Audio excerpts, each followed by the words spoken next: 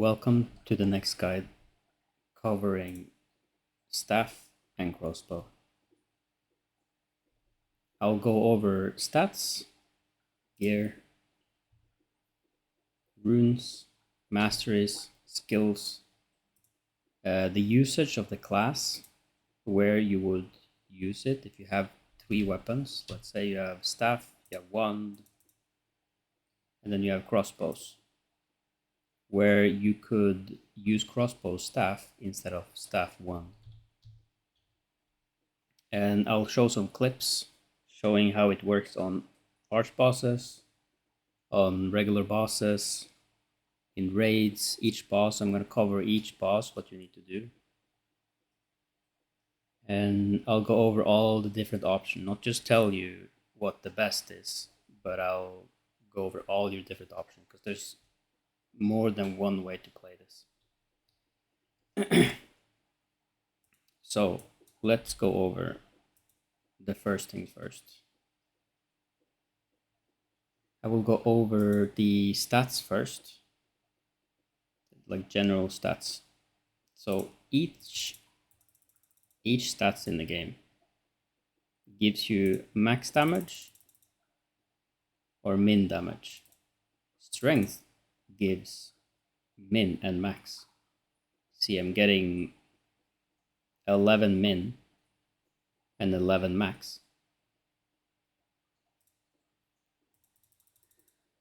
And dex gives no min, but it gives more max damage than strength. Max is basically just the crit or the art of the random damage you're doing. Dex also gives you a flat attack speed.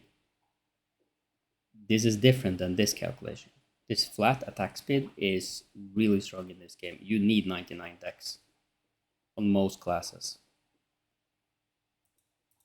Wisdom also gives max, still no min, and gives you mana regen, max mana, cooldown speed. Yeah, that's about it.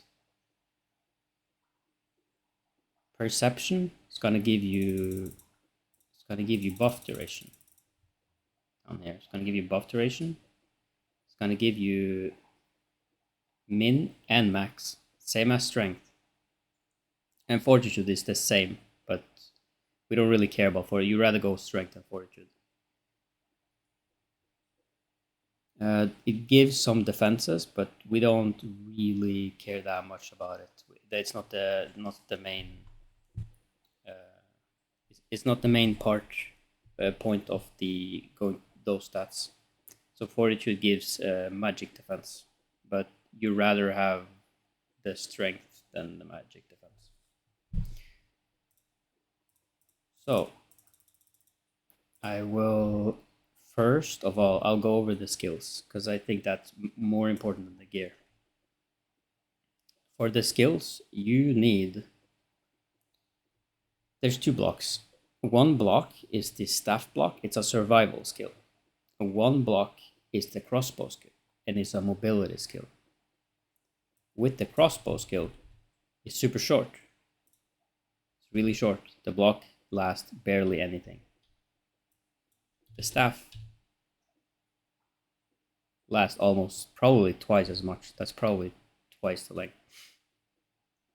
You would rather want a long block than a short block. However, this is a mobility skill. It does synergies with nature's power. That gives you 19 skill damage boost and some bonus damage. But 19 skill damage boost is almost nothing.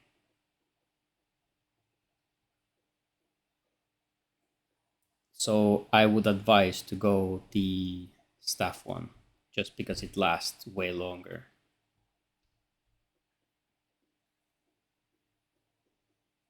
For the skills, I can take out the skills that you don't really need. So yeah, you're left with this.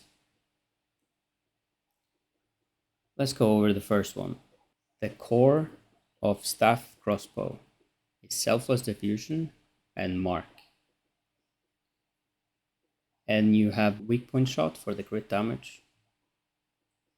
And those 3 abilities is going to be the main focus of the class. The rest of the function is mostly just to keep those things up. So first off, selfless diffusion.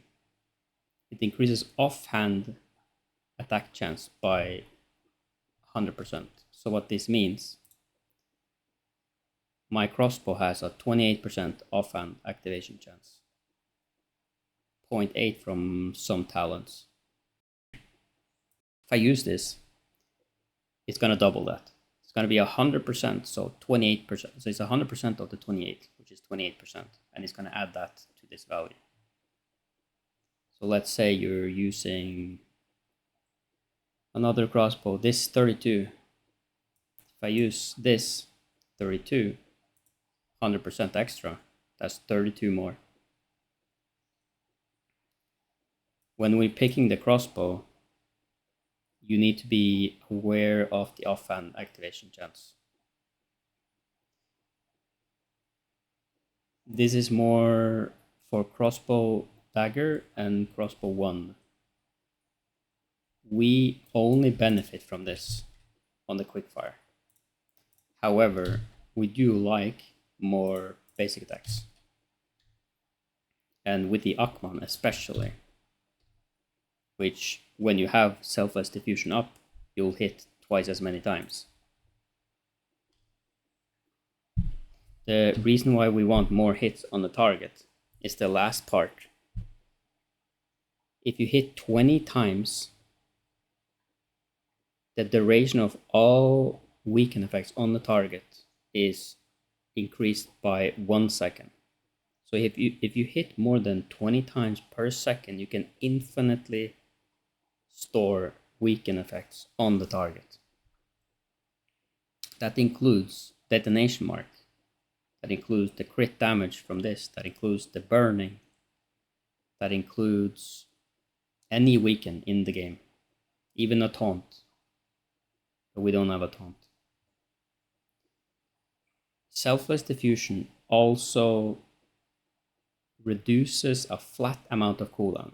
Not like deadly marker, whereas deadly marker reduces a percentage up to 50%. The selfless diffusion reduces it by a flat amount.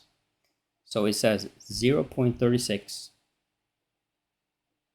every time you weaken a target, but if the weaken effect has more than 2 stacks, let's say it's the burning has more than 2 stacks. The poison has more than 2 stacks. Every time you hit a weaken that is more than 1 stack, this is also why target dummy builds wants to use the frost, because that's only 1 stack, and you see by diffusion and does this, you see how fast it goes down. If you ever want to do a target dummy build, that's the way to go. Go frost. Won't work on bosses though, because you can't freeze bosses and slow bosses.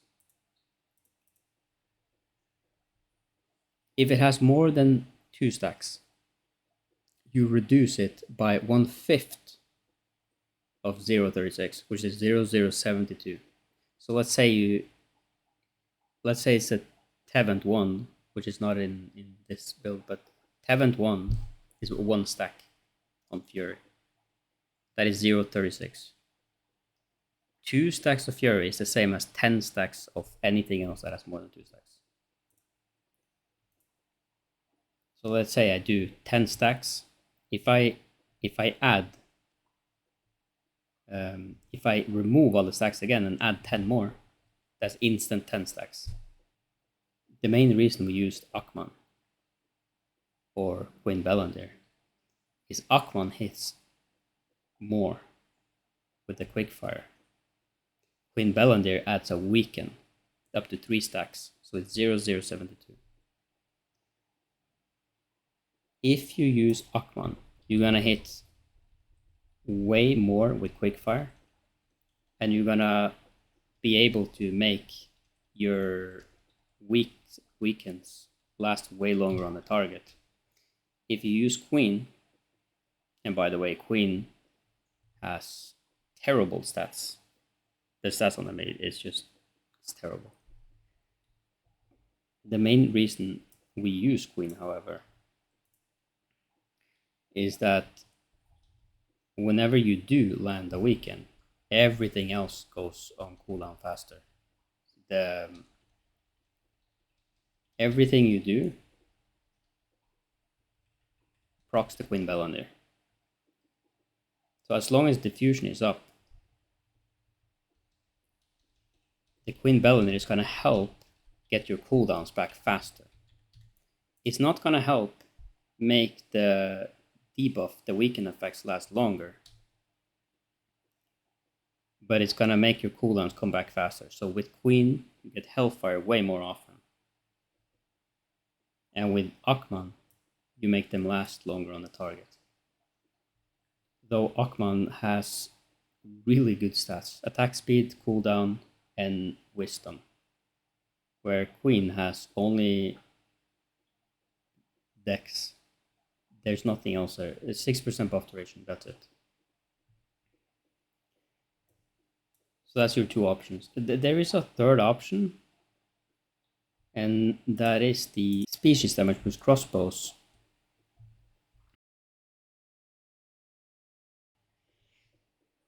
So it's 5% more damage. The critical hit chance, you're overcapped on crit anyways. You get 10 wisdom, 10 dex. And then you get 5% overall more damage. It's the same attack speed, but it has more offhand weapon activation chance. I would go for Akman number 1, I think, just mostly for the stats. If you're in a really good group, you don't need this. However, we're moving into tier 3, and tier 3, unless they're actually giving us, if they're giving us more than 99, then I'd see a world where going upgraded tevent, Queen Bellandir crossbows is better. But as for now, I would go this just for the attack speed and the extra hits on the target. The biggest issue I ran into is that there's mechanics, and then the mark isn't being applied by either the healer or the liberator, and you have to move out, and now your mark drops off the target, and then that's it. Now you don't have the mark anymore.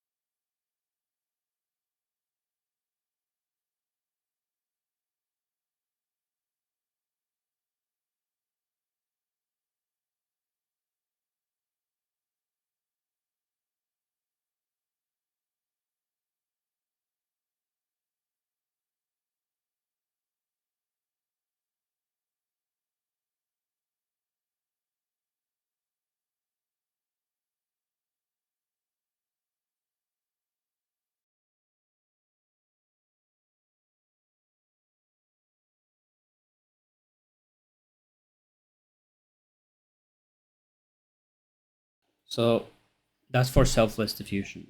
Selfless diffusion will not trigger itself. It won't lower the cooldown of selfless diffusion, but selfless diffusion will be on 100% uptime with enough marks and enough hits on the boss. The second thing is the detonation mark. Now, detonation mark, you can look at it like a recording. So one stack is recording 40% of the damage dealt. Once it runs out, it explodes. Or once I click it again, it will explode. With diffusion up, you can mark and get another mark. So with 2 marks, it records 80% of the damage. And every time I click it again,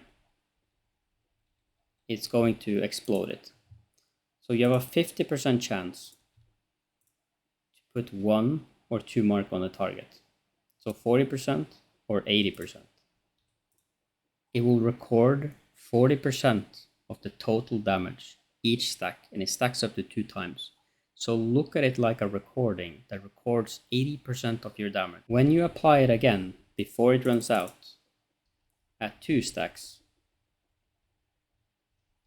it will explode for the damage and start re-recording another session. With staff crossbow, our goal is to start recording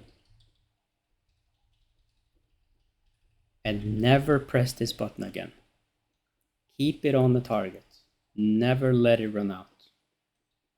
Once you need to skip a mechanic, you click it again and it will explode the mark and start recording a new session. But you will get every accumulated damage you've done up to that point, and explode it.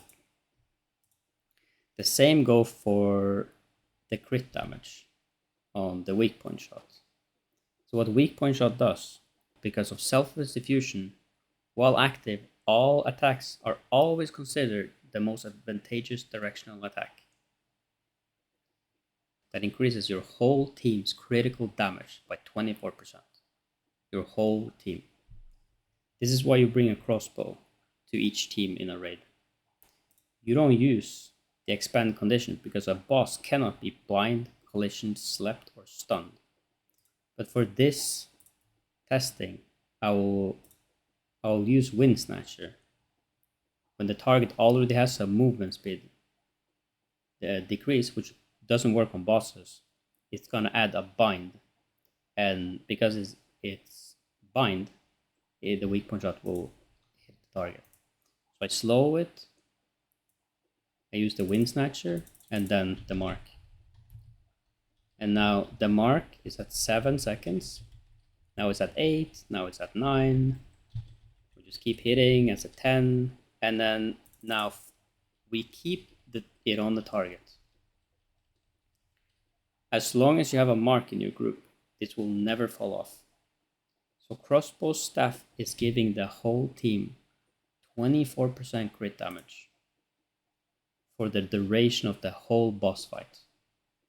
And it can store damage and use it to skip phases. This is the main goal of this class. So that's the core. Let's move on to the Mother Nature's protest, the fire arrows. And I can explain crossbows. Using them in your main hand is gonna fire arrows. Using staff in your main hand, it's gonna fire arrows, but it also fires mana ball eruptions. Crossbows does not. And there's another feature. Whenever you use channeled skills, like Fireball Barrage, that it's not channeled, but it's once you click it, it will keep firing for a duration of a time. Every time you click a skill, like I click this, it swaps to my staff for a split second and scale the damage from the staff. Then swaps back to whatever I have in my hand.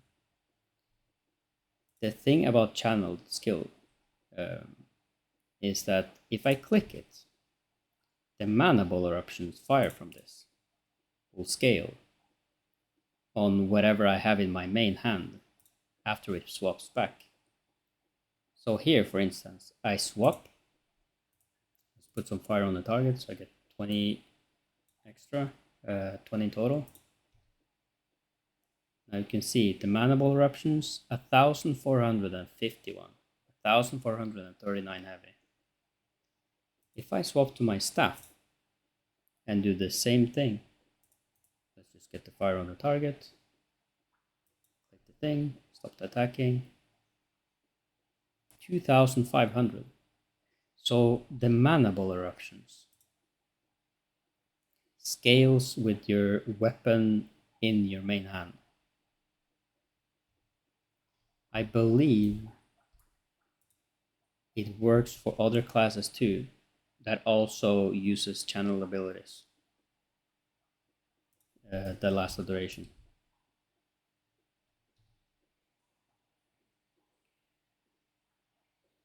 So the next one, Fireball Barrage, just explained it. We use it because it hits 20 times and it procs mana ball eruptions. The basic damage of the skill also hits the Mother Nature's Protest. So you see the fire procs from that. So if you have 100% on mana ball eruption and you hit with 10 fire, you hit the fireball barrage, that is 20 plus 20 plus 20. So every time you click this, that's 60 hits. It is 60 hits every time you click this. And it's on such a short cooldown. So you cannot replace this ability. This ability is really strong on this class. So mana ball eruptions scales with mana regen. Every 1000 mana regen, it's gonna give you 24% extra. You have 5% base. So to get to 95%,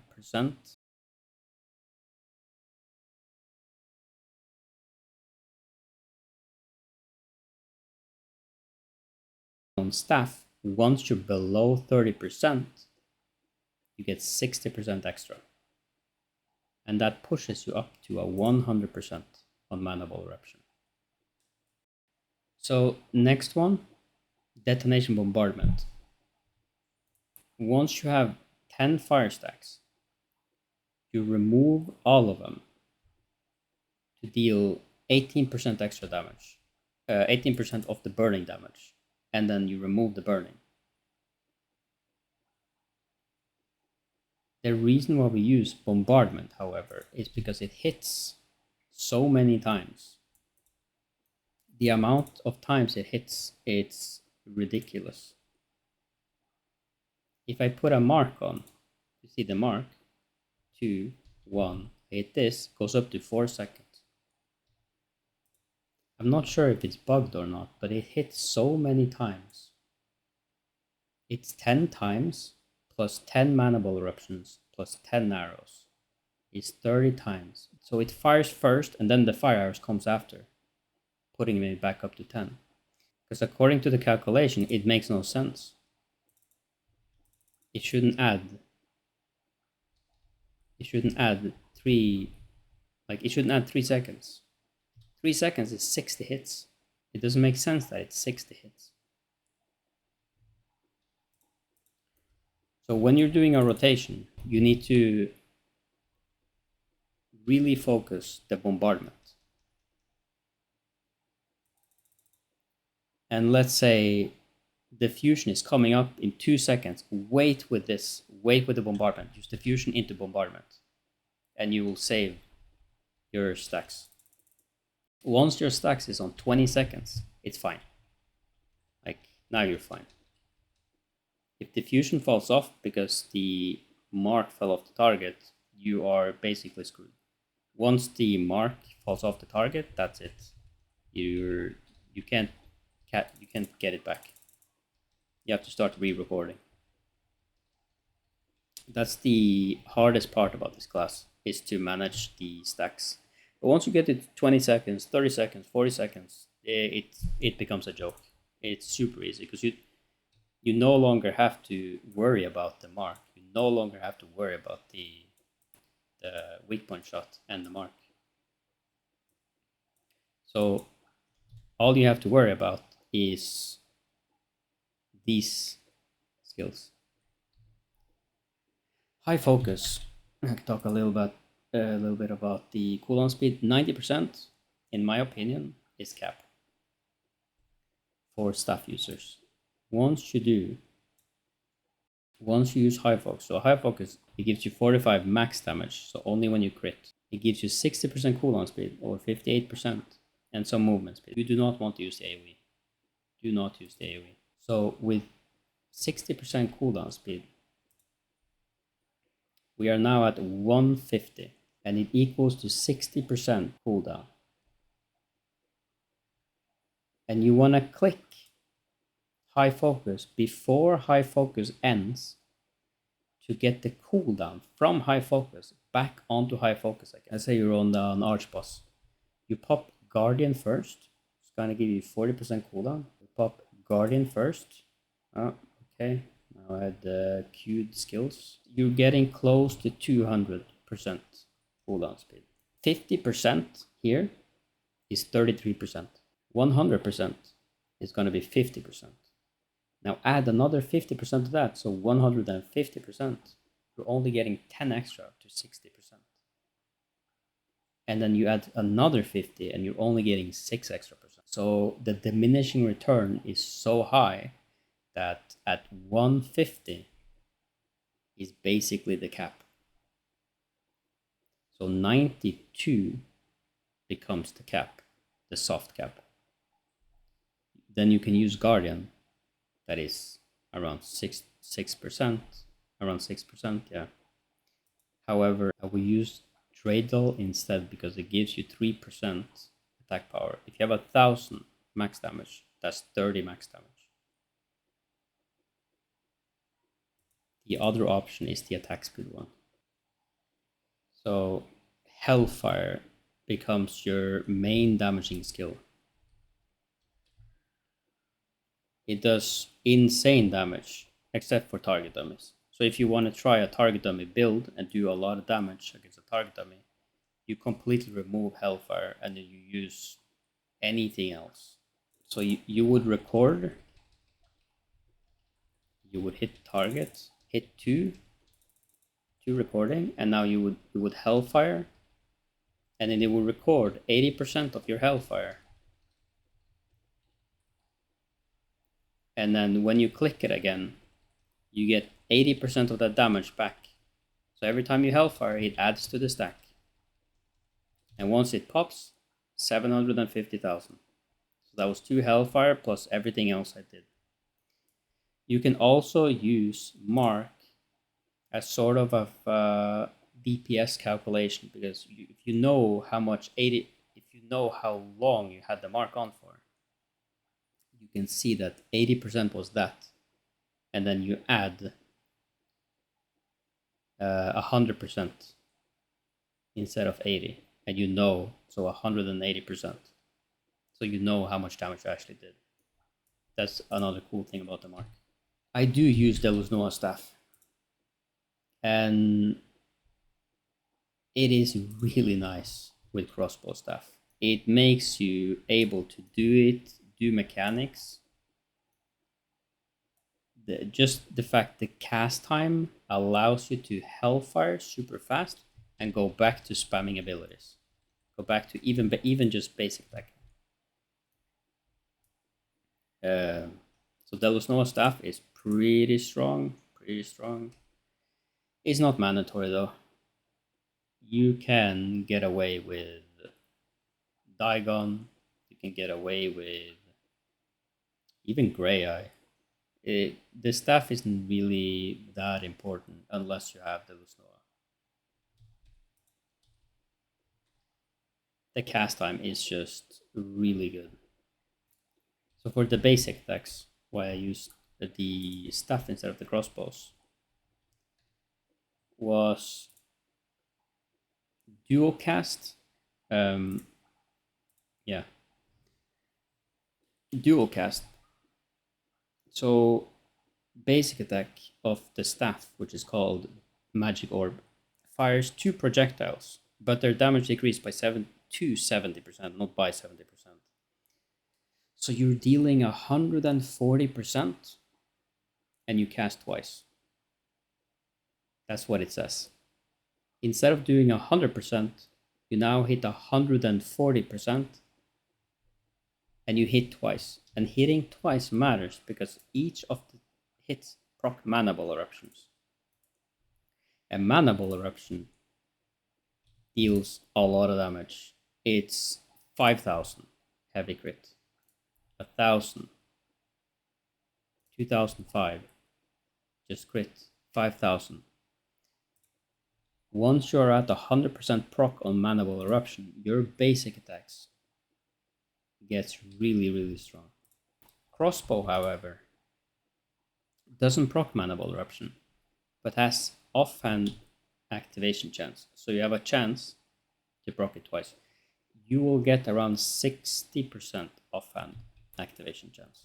So where Staff has 100% offhand activation chance, but only deals 70% of the damage, Crossbows has 60%, but deals 100% of the damage. The base damage, though, is almost halved. So the Staff is the clear winner here. However, attack speed plays a very important role when it comes to the basic attacks, because let's say it's 0.33, it does 3 attacks a second. This 226 is around 4 to 5 attacks a second. It is actually, yeah, 4 to 5 attacks a second. When you do skills, you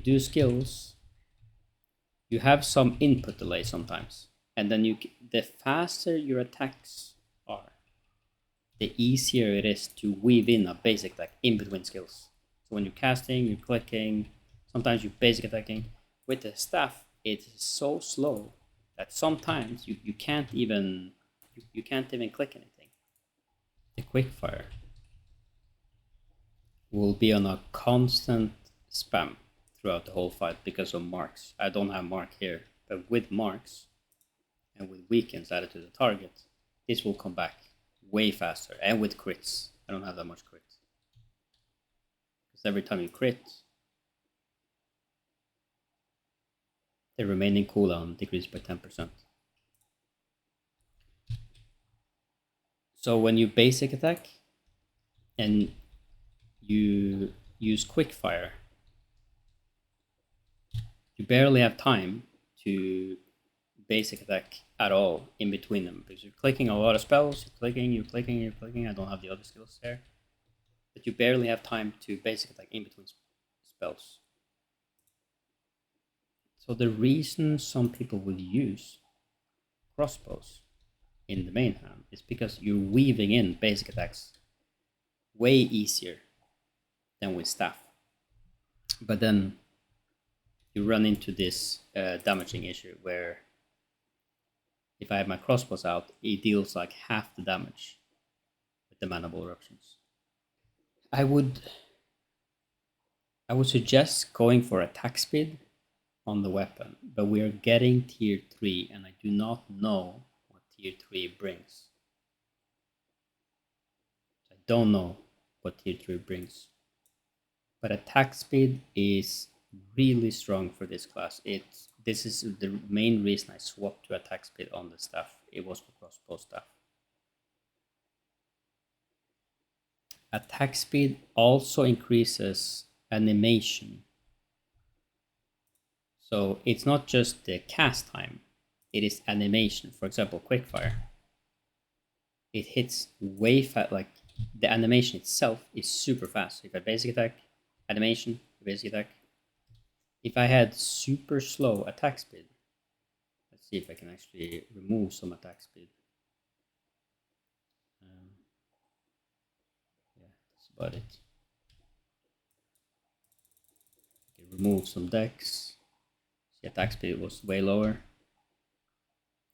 I don't know if you notice, but the quickfire animation speed is way slower. And when you click, see, sometimes it just doesn't respond. If you ever notice that you're clicking a skill and it just doesn't wanna work, you have to like wait for it to start working. That is attack speed. Attack speed is a really nice stat in this game, in raids especially. When deadly marker is out, everyone is hitting the boss, you're getting everything back all at once, you need to click everything at once.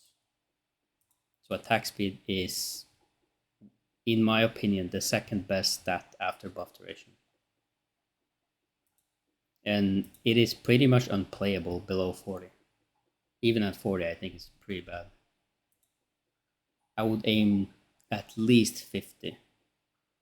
In raids, you're getting Da Vinci's from greatswords, that's 15%, and you're getting 2 foods, that is 3% each, so it's 21% in total with the Da Vinci and the food. So whenever you're looking at your attack speed, add 21% to that value. So when you're basic attacking, and then you're spamming abilities, quickfire,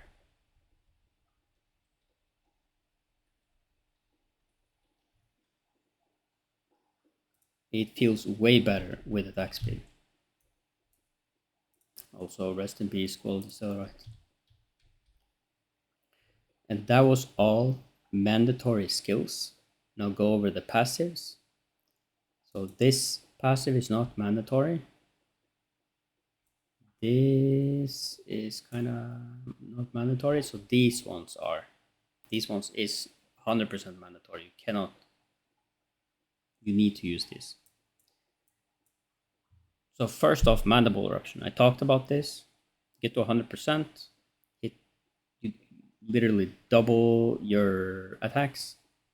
And this is really good for deadly marker, because deadly marker needs 100 crits before it's used up, and then you need to apply another deadly marker.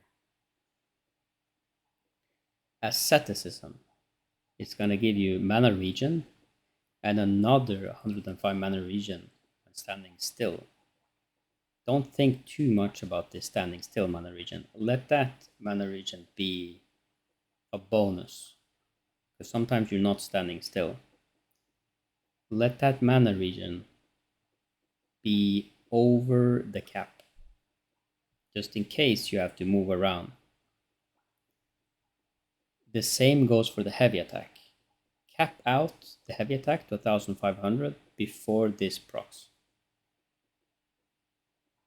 For the next one is flame condensation. 72% more burning damage, and it gives you another 100 heavy attack chance. And this is permanently on the target whenever you have burning stacks. So whenever you build for heavy attack, add 100 to it. Don't add this. Don't add the skepticism. But add the 100 from flame condensation. The next one is Forbidden Sanctuary. 150 skill damage boost and critical hit chance, side and back. Now, because we are crossbows, we always get back attacks. So it's another 90 critical hit chance. We don't really care too much about the critical hit chance, but it's a nice bonus. Because as crossbows, we are getting overcapped. One of the reasons being that deadly marker gives you 360 critical hit chance when attacking from the back. And because we're crossbows, always back attacks. So you can add 360 to any value. Also, usually we have 2 marks on the target.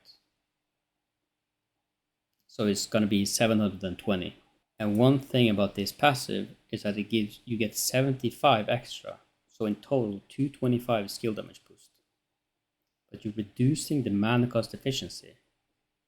But as staff users, we don't want mana cost efficiency. We try to get as low mana cost efficiency as possible as any staff user. There might be some exceptions, but any staff users, because we want to get to 30% as fast as possible. That's the main reason we're using Dragon Ascent. So instead of going from 100% to 30, we only have to go from 60% to a 30%. There's no other real reason to pick anything else. Fallen Flower barely does any damage. If the fight lasts for a very long time, you can use this instead of Dragon Ascent. But I like to run Dragon Ascent on any staff build because we want to get to 30%. So having the passive is actually a bonus for us. Because then if we're forced to pick up something with mana cost efficiency, like this force set all the way down, 2 wisdom, skill damage boost, max HP, I'm forced to pick Fractured Worlds. I'm forced to pick Deep Dragonic. I cannot not pick it because it's part of the force set. You will run into mana issues, however, with this. But then you can use mana exchange. But that was for the Forbidden Sanctuary. The next one, Bloodlust. Every time you attack, you will get skill damage boost by 5, up to 50 skill damage boost. And once you hit 10 stacks, for 3 seconds, you're gonna get 12.3% crit damage for 3 seconds. So let's say I use some skills. You can see 5 stacks, 6 stacks, 7, 8, 9, 10, and then I get 5 seconds of 12% crit damage. If you have this, crossbow basic attacks have a 5% chance to stack Bloodlust once and increase attack speed by 5%. This is not really needed because we're not basic attacking with crossbows. You can pick up something else.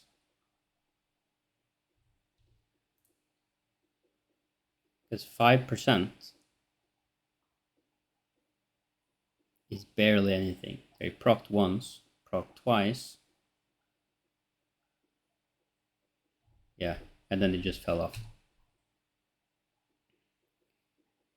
The on attack skill hit, that means that any skill that is an attack, like fireball is an attack, whenever the fireball hits the target. Bombardment is control. Quickfire is attack. And again, Hellfire Rain is control. And I believe Weak Point Shot is attack. There are also the other skills we're going to put in. 2 of them is attack, being Judgment Lightning, Chaining Bolt. You have Inferno Wave. And yeah, those are the attack skills. So you don't really care about this passive, because we're not really basic attacking with the crossbows. And they barely do it, like 5% does nothing. You rather do a attack skill.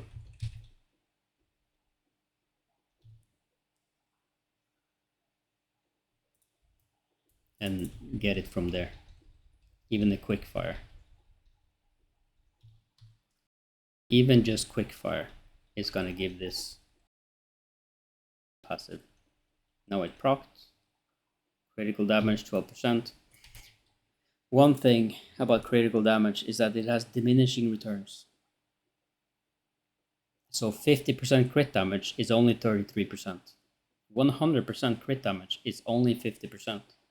150% crit damage is only 60%. And 200% crit damage is only 66%. The same scaling as the other thing. But it doesn't show. The last skill, the last passive, is max mana and max HP. This is a nice passive. Max mana for staff users isn't as good as for wand. I wouldn't go max mana. I wouldn't focus on max mana if you're playing staff crossbow or even staff bow, unless you can keep your nature's blessing 100%. This is why I have mana regen resonance. Everything else should have mana regen. The reason why I don't go for max mana as a staff user is because this talent, it is so bad compared to the wand one. The wand is giving a 2000 max mana. The wand gives you 22.5% base damage, min damage, and max damage. Power surge, however, is 4.8%. That is not worth 847. I swap it. So from 847 to 826. 21, yeah. So that's the same as Voidstalker 2 set. I'm not saying it's nothing, but it is something. It's the reason why I take it. There's another reason to take Burning Ripple, but I'll get back to that. You shouldn't focus on max mana on your gear if you only play crossbow staff, because mana regen is going to give you way more value because of mana bow eruption. So having mana regen on your resonance, getting to the mana regen cap is doable even without mana regen blue runes. That means that you're able to swap out a blue rune to max health. So instead of having the resonance max mana, you can have the runes on max mana. If you're playing a one staff on the side, you want max mana on your gear pieces, because as a wand user, max mana is insane. But for a staff user, this is not really good. So if you're doing, for example, Nightmare, you can swap to skill damage resistance and put the Chaos Rune.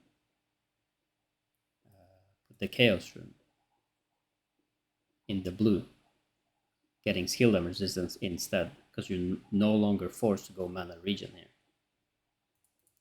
You can also go max HP, which you couldn't do before because you needed the mana regen.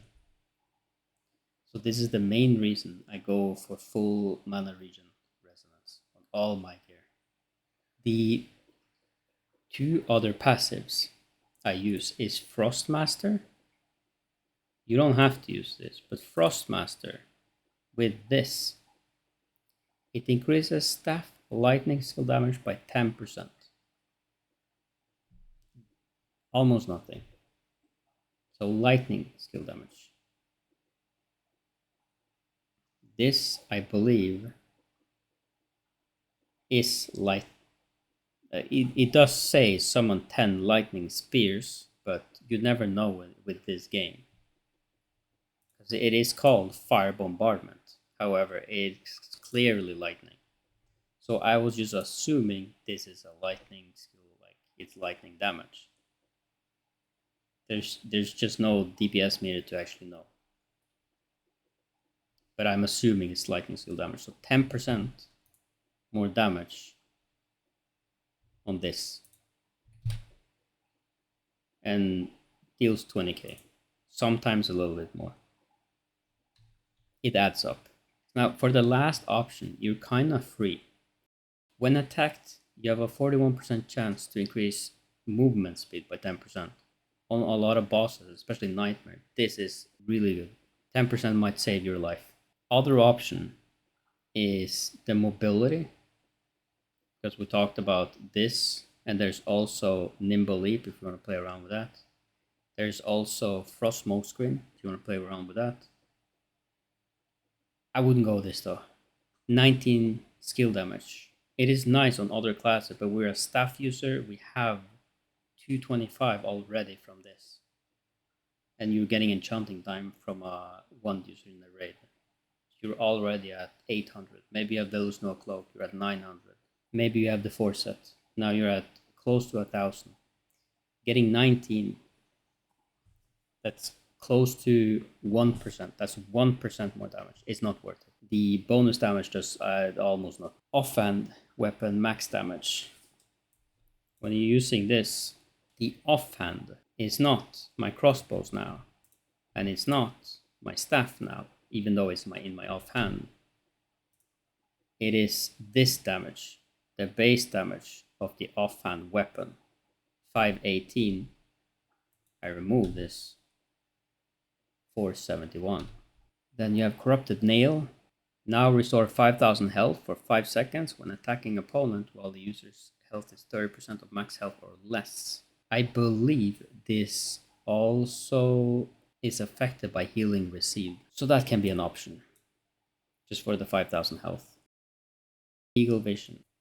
There is a downside to this.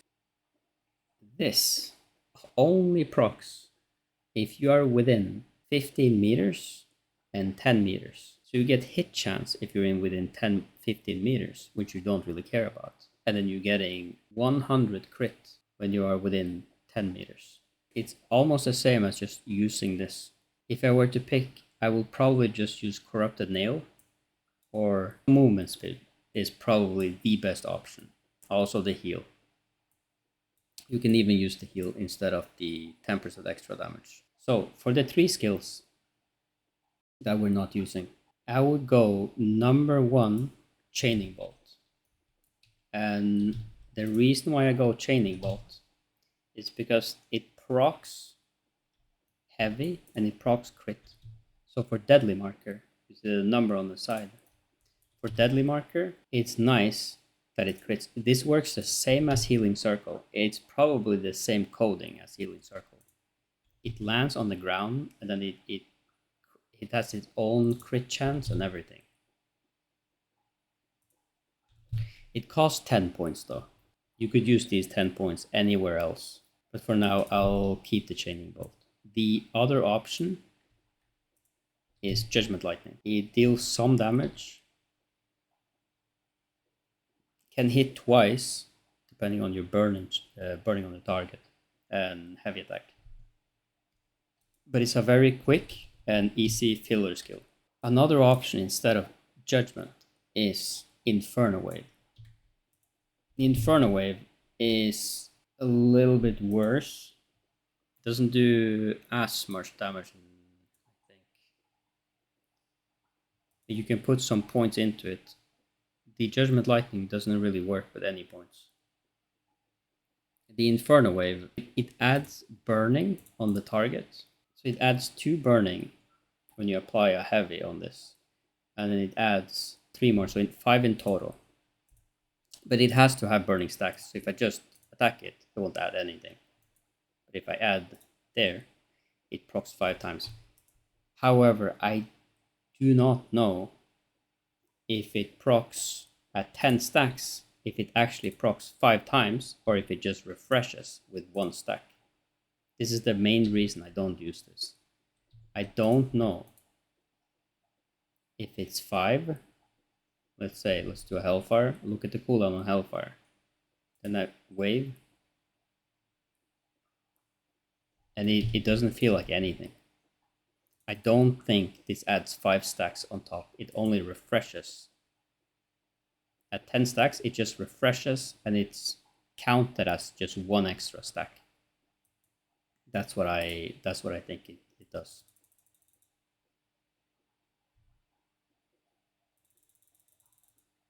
Yeah, it didn't really do anything. It should have done 0.072 per stack. So if I hit it twice, that's 0.7 seconds. That's 10 stacks. And it didn't really feel like it did. The damage isn't that much on it. However, it is an option. You can use this. I would rather just use Judgment Lightning. It requires no points and does almost basically the same. One issue you will have in raids is that there's too much to click. You can't click them. You can't click all of it. You'll sit there and try to click everything, and then there's things on cooldown that the off cooldown that you want to click, but you can't because you have too much stuff to click, and you'd rather just have a Judgment Lightning just sitting there.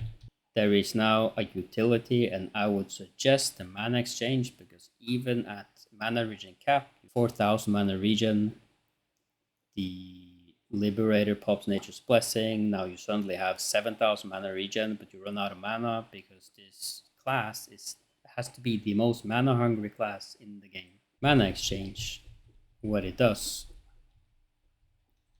when you click it, you'll get a little bit of mana. It does have a very short cooldown.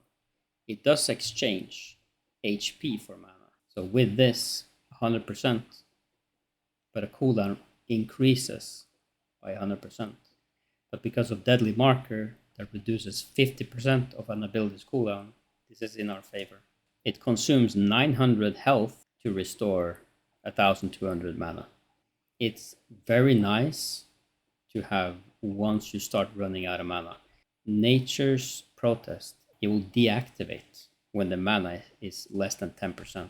So if you're playing and you're killing the boss, and now suddenly your Nature's Protest fell off because your mana is too low, you have to redo it and go for the mana thing, and now your mana will be on cooldown. If you're not washing your mana, this is what you'll notice. So it goes off, and then so it goes off, and you notice it. You put it back on. You start mana exchanging. If you're geared enough to a point where your stats are perfect, you don't have to run this. There is an option to running Nimble Leap. It is going to make your life 10 times worse, but it is more damage. When you Nimble Leap, you're getting a critical damage increase by 20% for half a second. So there, looks like a boot. There it's gone. Half a second.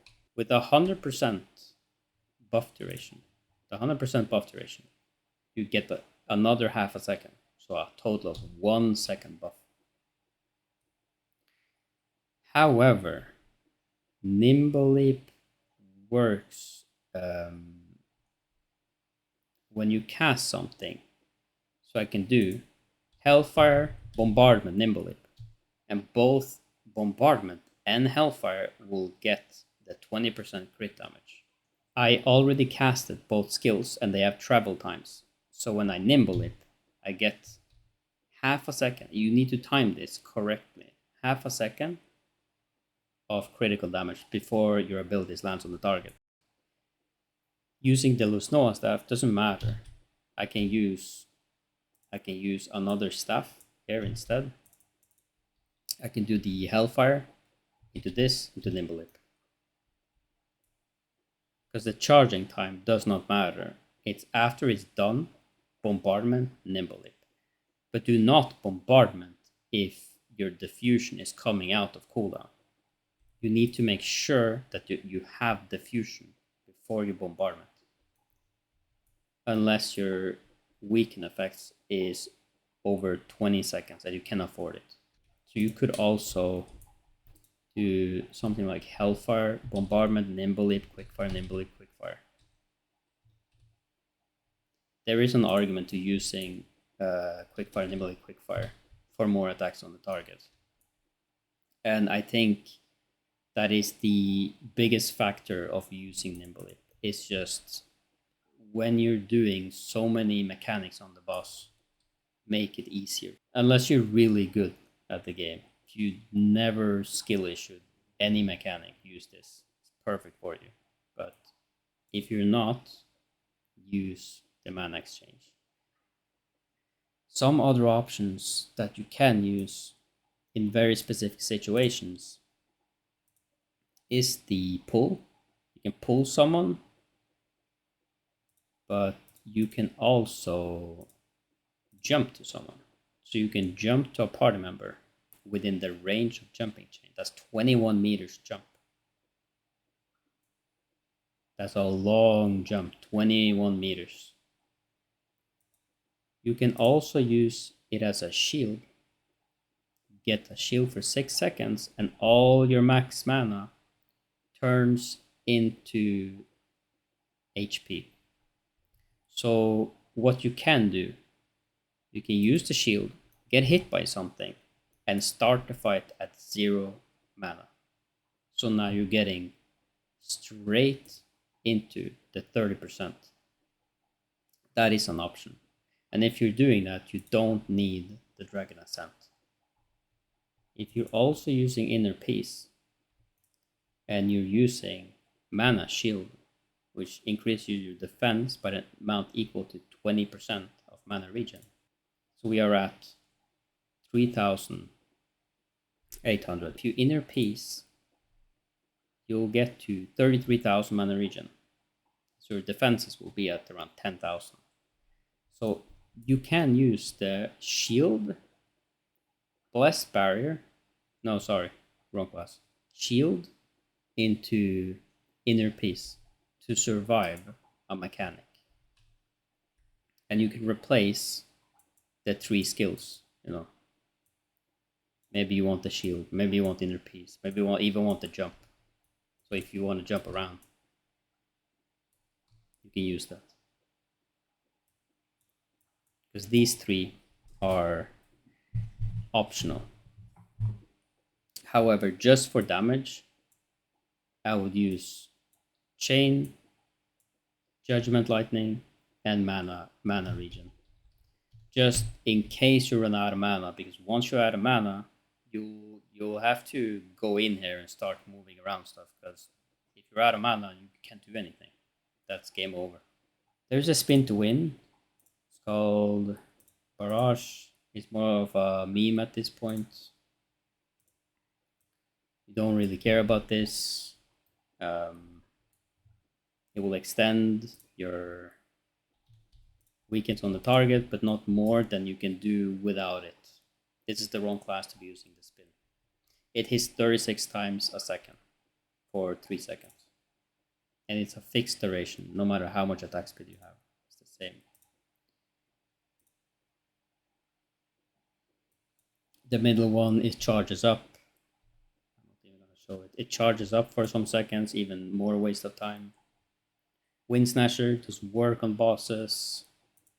Cooldown speed, you don't care about this because you're only hitting it once on the boss, and then you're gonna have this on the boss forever. We don't use serial firebombs. There is some. Yeah, I don't think I would use this. So it looks cool, and it records 60% of this damage. 80% of this damage. So if we record and then I do this, boom, hits for 42, procs for 43. It's not worth with our current attack speed to use this, because instead of charging up this fireball, I'd rather just basic attack, hitting the target, getting more weaken duration on the target. I probably have a lot of other things to do. And we don't use 3-tap either. The whole point of 3-tap on the invocator is to get fire stacks on the target. You're getting 9 stacks normally with 3-tap. But if I just basic attack the target, it goes straight up to 10. So this skill is pointless. Frost Screen to jump around, if you ever want to use that. There is a fire version. Procs like 5 weekends, I believe. Yeah, 5 stacks a weekend. Decrease movement speed, but you can't decrease a boss movement speed. So that's 5 weekends. It's not worth the investment you have to do. And even using it as a targeted skill where you can stand at a range, do it. It's not worth 5 weekends. This skill, I believe, would only be used if you are forced to use Quinn Belander's staff. Other than that, I would just use it for moving around. If you really need this to move around, it's very nice. It's a nice skill. The same with the jump around ability. Ice Tomb don't work on bosses. We're applying frost, but you're applying frost with your Frostmaster regardless if you're using this. So quickfire, you hit 4 times and you guaranteed at least one offhand weapon attack. If you're using Akman, instead of 4 attacks, you'll hit 8 attacks whenever you use diffusion. So this is mandatory. The only person that's not using this is crossbow dagger, who has 100% offhand weapon attack. So you're getting the cooldown every time you crit on a target. It is 10% of the remaining cooldown. This means that if you're at 1 second left, it's 0.1 second. Whereas weaken effects is a flat duration. So let's say we put Queen Belandir on, and now we quickfire. You see, because of the weaken effect we're applying, it comes back faster. Selfless, you can lower the aggro unless your tank can like, if your tank can't tank, lower the aggro, you have to spend 3 points. Mana exchange can be nice to heal some stamina, 15 stamina, you can infinitely block. Weak point shot, cooldown, useless, you only put it on once. This doesn't work on bosses, only for target dummies, but it's S plus for target dummy builds if you ever want to impress your friends. Wind Snatcher only for target dummies. I wouldn't use this ever outside of a target dummy. Explosive Trap, I've only seen this work in Gate of Infinity when you want to try to cheese or one-shot a boss, where you put the explosive trap and you stun the target. You have an 80% chance to stun it for 3 seconds, so you can stun the target to kill the Gate of Infinity boss before he does something. Like the mace guy, before he spawns the mace. Gale is not a weaken. Frost doesn't work on bosses. Lightning Shot, I wouldn't use this. I wouldn't use this. So the Flame Shot is the only thing we're using. Recoil Shot is not for our class. I wouldn't use this. Multi-Shot can be used to reset Nimble Leap by 15 seconds. So that means that both uses is reset. So you can do Quickfire, Nimble Leap, Quickfire, Nimble Leap, Quickfire, Rapid Shot, Nimble Leap, Quickfire, Nimble Leap, Quickfire. So when it comes to our points, we actually have a lot of points extra. Because you don't need the aggro in reality, and you don't need the stamina, you don't need the cooldown. So you have 15 points extra.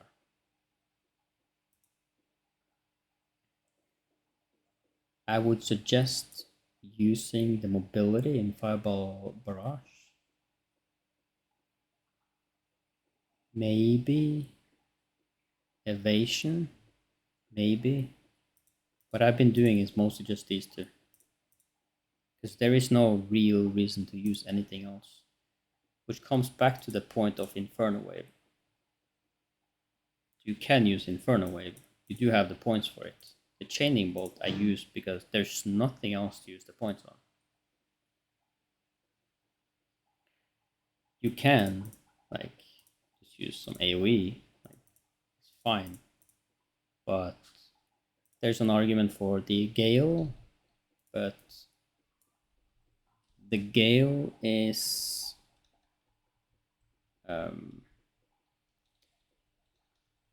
it takes 25. You need 25 hits to get the Gale. And once you hit the Gale, it explodes for minimal amount of damage. And Gale is not a weaken. I'll go over the stats now. So we talked about the cooldown speed. Mana cost efficiency, same. Says skill mana cost minus 70%. So the same, like 50% is 33, 100% is 50, 150% is 60, 200 is 66.667. The same goes for all the skills that has numbers, that does not percent. All stats, like critical hit chance. 500 is 33%, 1,000 is 50%, 1,500 60%, and 2,000 is 66.667%. And in a raid, we're getting the deadly marker, we're getting 500 at least critical chance. So even at 1,273 critical chance, so let's say 1,300 crit, I'm gaining 700 more. So I'm actually at 2,000 here, which is basically cap. Anything above 2,000 is barely anything in PVE. The same goes for heavy attack. Heavy attack, you want to get from Chaos Runes, and you want to try to get 1,500 heavy attack chance.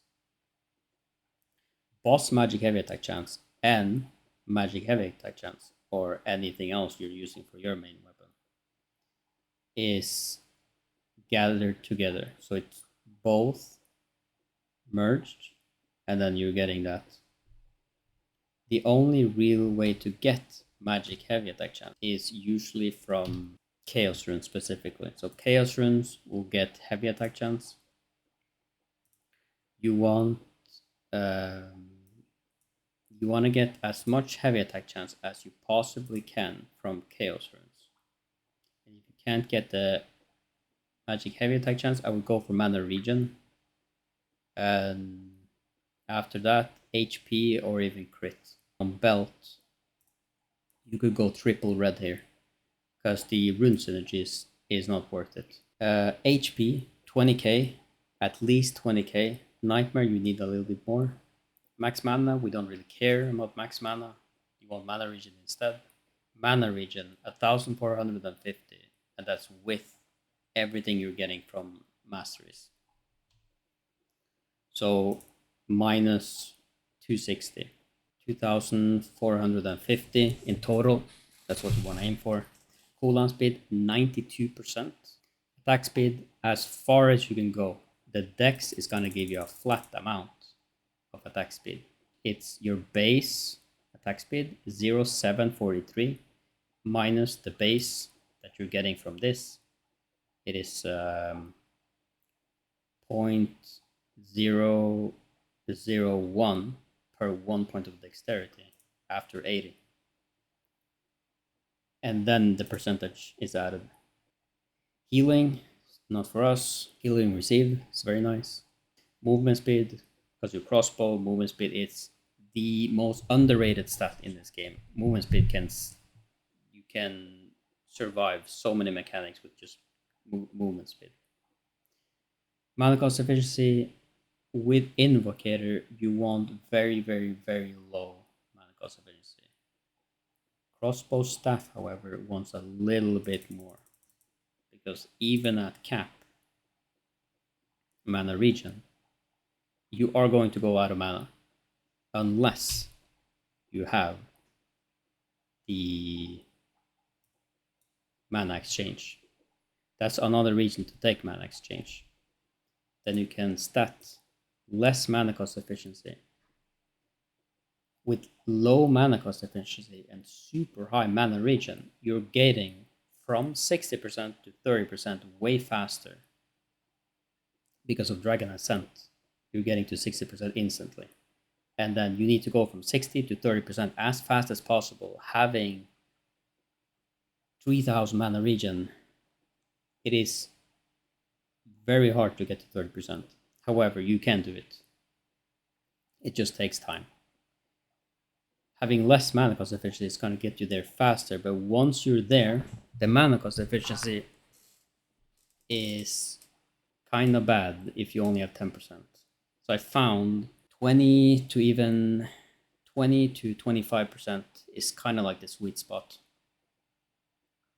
I tried with 28 and it felt like it was too much. When the Liberator did Nature's Blessing, giving your party 1,470 mana regen for a few seconds. When you're at 30%, you're getting 60% bonus on top of this mana regen. He will throw you so far away from the 30%, unless you can get back to to 30% fast, you're gonna get stuck at like 50%. So I do like around 20%. This is what I found to be pretty much the sweet spot. So 20% mana cost efficiency. I wouldn't go higher. The other option I could go is to remove Spectral's mana cost efficiency, or in tier 3, we might not have the mana cost efficiency from whatever we're getting. And that's fine if you get more mana regen. All my blue runes are max HP, or I could swap them for skill damage resistance. You can overcap on mana regen, that is fine. Mana Ball Eruption will end at 100%. It doesn't go above 100% proc chance. And you can even test this if you do this into this. It doesn't proc more than 100 times a second. Because I had 28,000 mana regen with the inner piece. So you can go lower mana cost efficiency and then push your mana regen even further. Stamina is kind of fine. You have artifacts for this. So here we come to skill damage boost. The opposite of skill damage resistance. Skill damage boost is a percentage based scaling after everything. Does not scale with species damage boost, which come from gear, come from artifacts. On Wildkin, for example, here I have 110. That's around 11% more damage because it's a new scaling. It does not add to the skill damage boost. Again, 500 is 33%, 1000 is 50%. Enchanting time from a wand, if you're enchanting timing, it's going to be 220 extra, so that's 830. It's just a raw damage that doesn't scale with species damage boost. That's why species damage boost is so strong, and why the focus staff was so strong for such a long time before the legendary stuff came out, which also has species damage boost. Critical damage has the same diminishing return. 50% is 33%. Skill damage resistance, 500 is usually what we can achieve without the cloak, without the legendary cloak. That's with full runes. So that's 33% damage reduction. Buff duration does not have a scaling. For some reason, it does not have a scaling. This has to be the most broken stat in the game. At 50%, which if it had the same scaling as this is 100%. If it had the same scaling, but it doesn't. So that's 50%.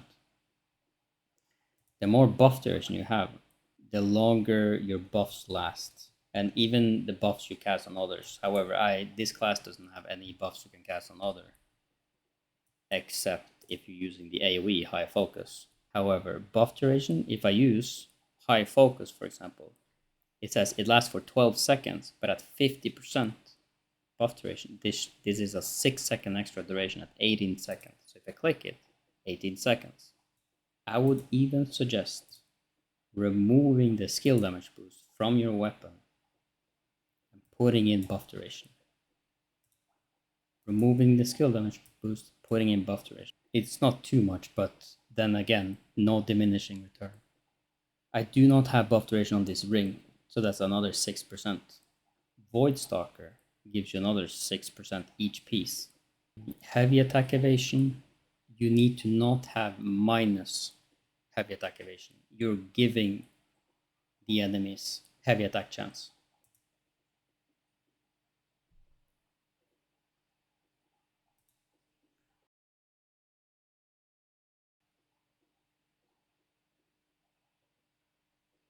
Where staff users get minus heavy attack evasion is this inner ring. It's minus 24 in everything. So for the gear, and why I picked the gear I did, I'm using 2-piece spectral for 15% critical damage, and then you get 10% extra whenever you're not within 5 meters. So you can stand 6 meters from the boss. This is usually where we all stand, so that's fine. Void Stalker is 20 max damage. It's something. It's not much. It's not nothing. It's something. But we picked this because it has double buff duration. I went for the gloves.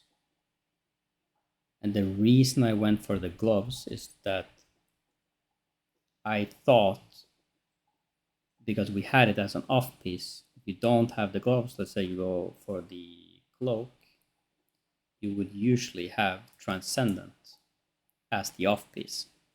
So I swapped to the gloves because it was the easiest swap for me. It does give attack speed, which is nice. However, you could go Void Pants and Void Gloves and go Spectral Chest. When you have the chest spectral, head spectral, you can remove the boots and go the legendary boots, void pants, and void gloves. The void gloves gives attack speed, so you will not sacrifice any attack speed going for these two pieces. You can also go for the headpiece. If you're going for the legendary headpiece, you would have to go for spectral boots, spectral chest, void pants, and void gloves. So all we did here was to swap the boots for the headpiece.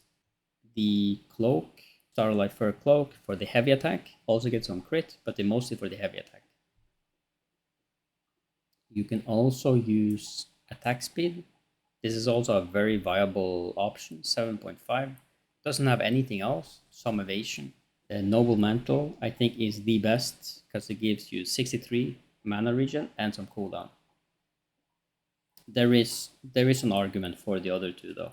This is what I've been using, mostly for the mana regen. You're getting 123 from both the trait and the stats themselves, and 5% cooldown. For the accessory, I went for the force set that gives you +2 wisdom, skill damage boost 45, and max health. I would not advise anyone to go this because tier 3 is coming and it was way too expensive. The belt, I think, has to be one of the best belt for us in the game. As mana regen, with mana regen trait, wisdom and dex.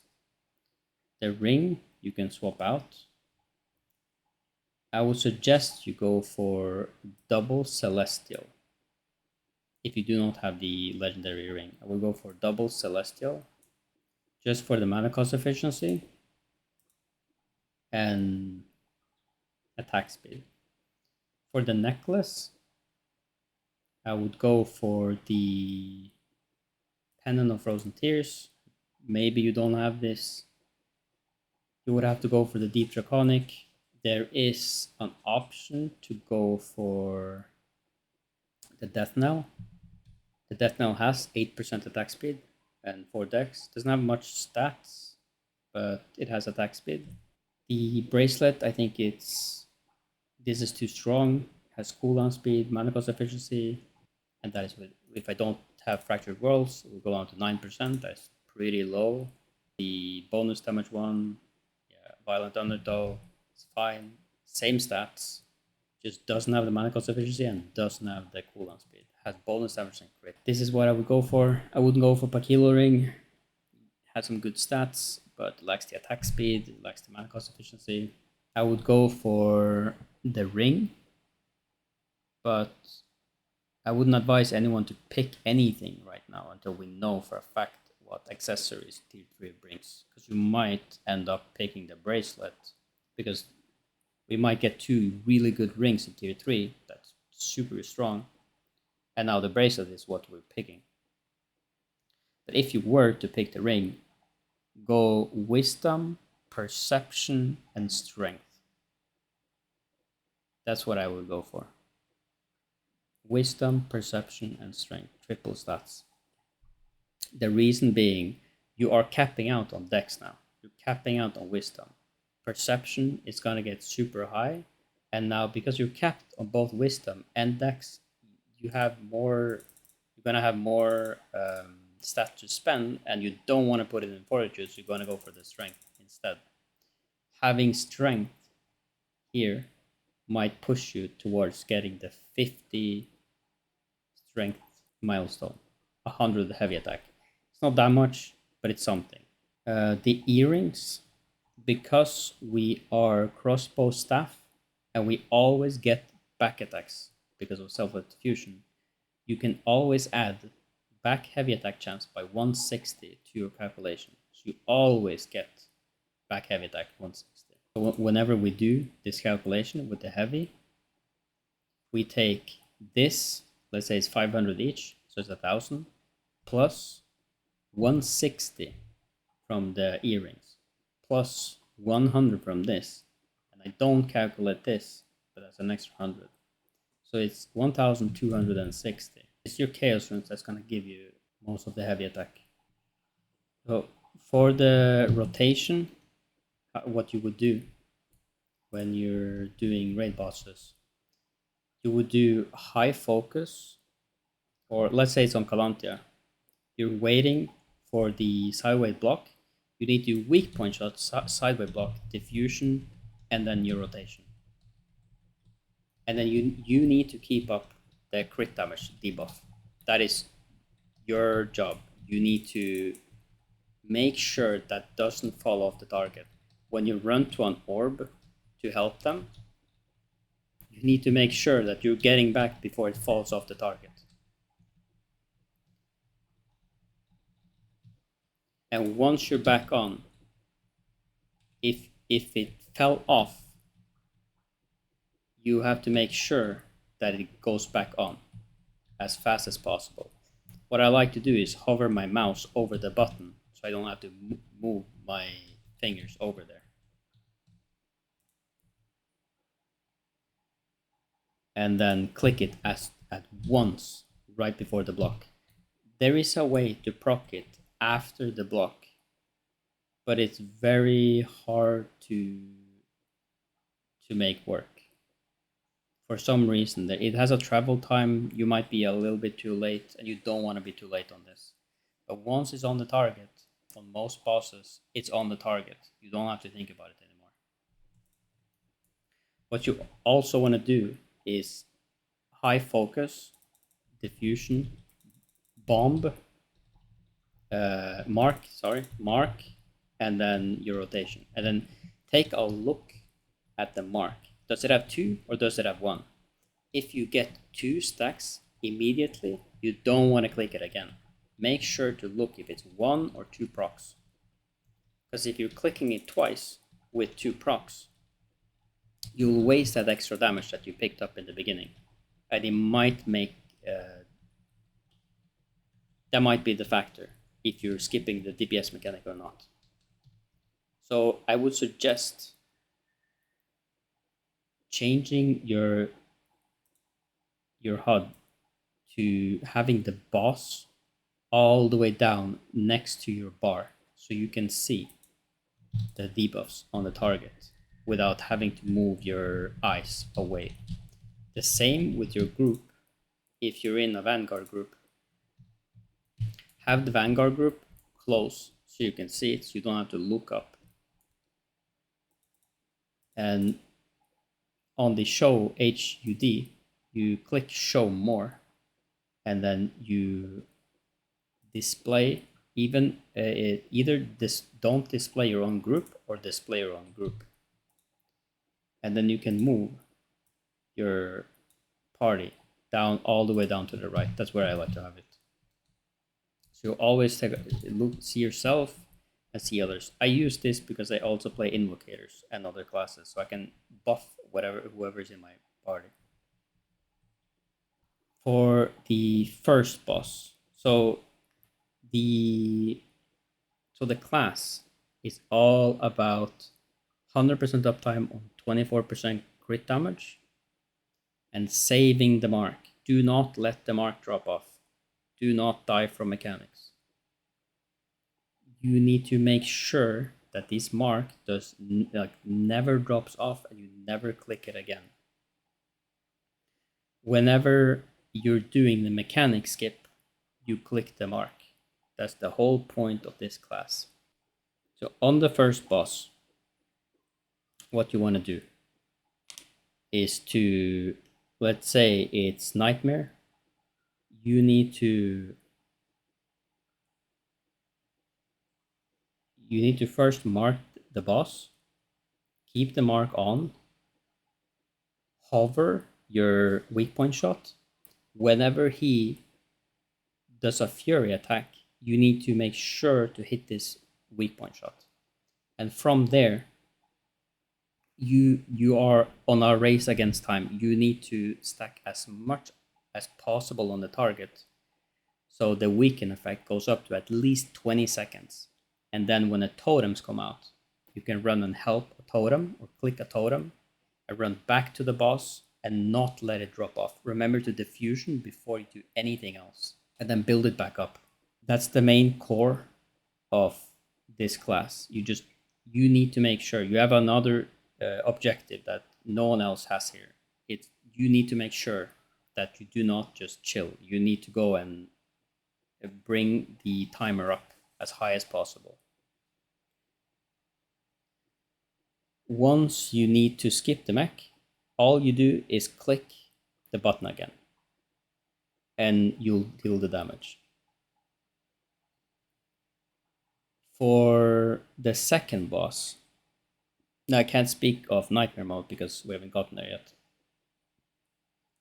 But for the second boss, the first phase on the second boss doesn't really matter. But for the second phase is the most important. If you want to do this on hard mode, it is nice to let your crossbow staffs, if you have 2 of them, to damage the boss, build up the mark. You would probably do this in nightmare mode too. You build up the mark, just let the liberators, let the crossbow staffs attack it, build up the mark. Once the mark is, let's say it's at 10 million per crossbow staff, so you have a 20 million mark just waiting there available for use. When you need to skip the orb mechanic, you can tell the crossbow staffs to pop the mark, and then 20 million is off. That's 20% of the boss for hard mode. So you use this class to skip these mechanics. With just one, you'll be able to do like 10%. And at 10% of the boss, you will do another orb mechanic on hard. And you don't really want to do this orb mechanic, you just want to DPS the boss and skip it. For calanthia is a hard one. You need to weak point shot and do the sideway block. You need to increase the weaken on the target super fast. Either have everyone attack their own targets on the orbs, and then you just attack the boss, or you will do your rotation, do bombardment, then turn around, hellfire the orb, hit the orb, have someone else finish it, go back to the target, go back to calanthia, and diffusion into bombardment again. You need to not let this crit damage drop off, and then you will build your mark up. You don't want to be taking a Beyblade, and you don't want to be taking the chain, but the chain you can't do anything about. However, if you build up the weaken enough, you have some time off. You can run off, it's fine. You just need to get back as soon as possible.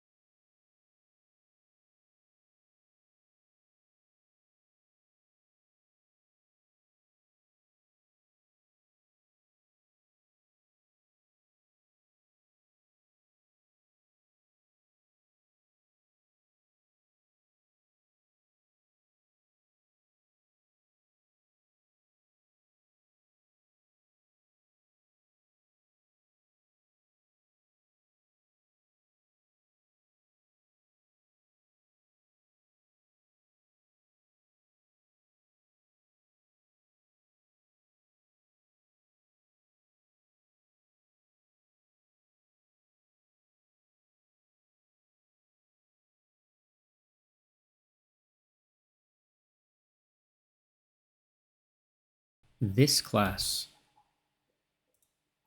doesn't perform as well as an invocator would on arch bosses and on world bosses.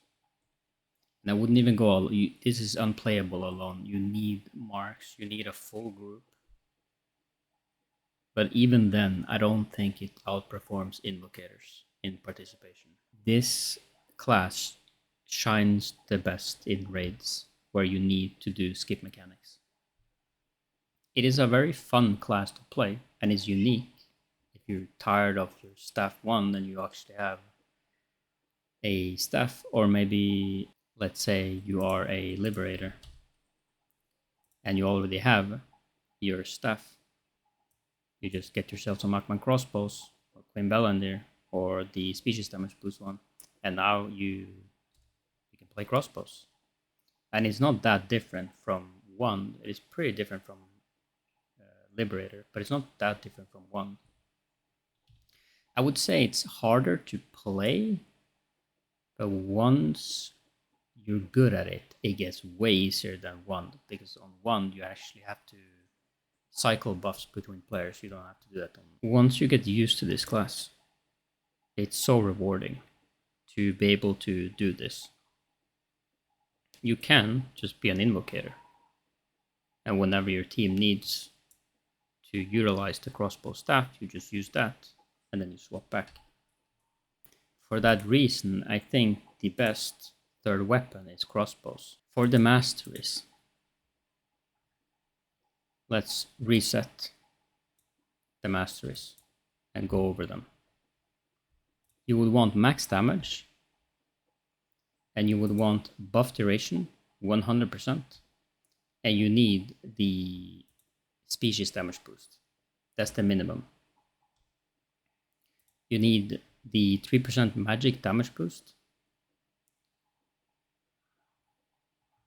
You need the attack speed, and you don't need burning chance or damage reduction. It's not resistance, it is reduction. It's the opposite. This is the opposite of bonus damage. You do not need the internal aftermath. So we go this mostly for range. I would probably, if you only have 3 points, I would go probably the cooldown. These two and the cooldown.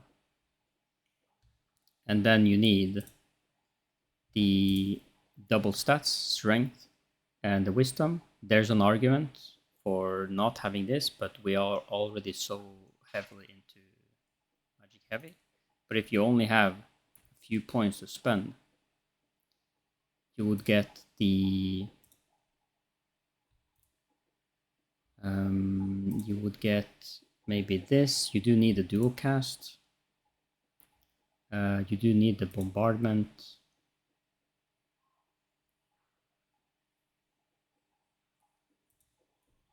It's a hard one. You do need the heat fusion. Number 1, you need heat fusion. And you need the skill damage boost here. And then you need this. This is like the minimum. That's the minimum we can go. This is unplayable without this. And then you would go for the dual cast. You would pick up if you do not have the dual cast, you will go this, but you don't need this. You actually don't need this. The reason why you don't need this is when you activate these two, instead of going aftermath, you get the debuff duration one, and then you activate this because you have a blue one. Pick something else.